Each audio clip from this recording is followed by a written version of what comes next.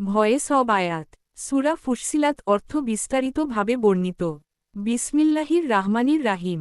প্রিয় শ্রোতা, আজ আমরা কথা বলবো পবিত্র কোরআনের ৪১তম সূরা ফুসসিলাত নিয়ে, যার অর্থ বিস্তারিতভাবে বর্ণিত।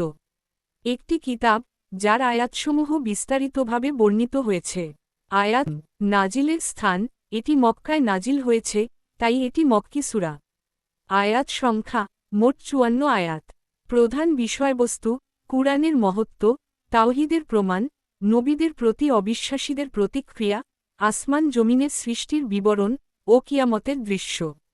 এই সূরা নাজিল হয়েছিল মক্কায়, সেই সময় যখন নবী মুহাম্মদ সাল্লাল্লাহু আলাইহি ওয়াসাল্লাম এর দাওয়াতের মুখে কুরাইশরা কঠোর বিরোধিতা করছিল। তারা কুরআনের ভাষা ও অলৌকিকতার সামনে হার মেনে গেলেও ঈমান আনতে রাজি হচ্ছিল না। সূরার প্রথমেই আল্লাহ ঘোষণা করেন, এটি এক কিতাব যার আয়াতসমূহ বিস্তারিতভাবে বর্ণিত হয়েছে। এটি কুরআন, আরবি ভাষায়, জ্ঞানীদের জন্য। আয়াত ৩।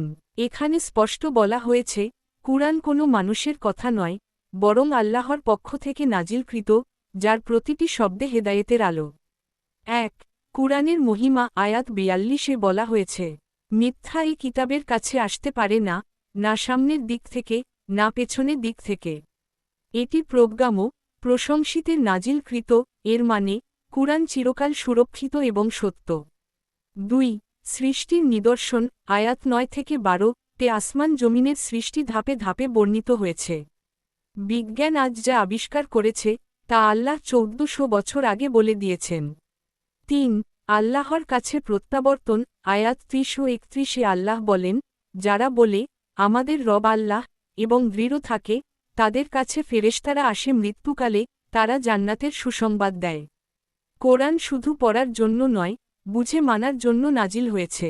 বিপদের সময় আয়াত ৩০ ও ৩১ আমাদের আশা ও সাহস যোগায়, আল্লাহ তার বান্দাকে একা ছাড়েন না। আজকের বিজ্ঞানও প্রমাণ করছে, কোরআনের বর্ণনাগুলো সত্য। কার কথা ভালো, তার চেয়ে যে আল্লাহর দিকে আহ্বান করে, সৎকর্ম করে এবং বলে, আমি মুসলিমদের অন্তর্ভুক্ত। আয়াত ৩৩ আমাদের জীবনের লক্ষ্য হওয়া উচিত এই আয়াতের বাস্তব রূপ হওয়া। সূরা ফুসসিলাত আমাদের শেখায়, কুরআন এক অনন্ত হেদায়েতের ভাণ্ডার, যা চিরকাল সুরক্ষিত। যদি আমরা দৃঢ়ভাবে আল্লাহর পথে থাকি, তবে ফেরেশতারা আমাদের মৃত্যুকালে জান্নাতের সুসংবাদ দেবে।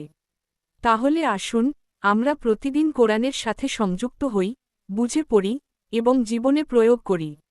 ভয়েস অব আয়াত লাইক, শেয়ার, কমেন্টস ও সাবস্ক্রাইব করুন।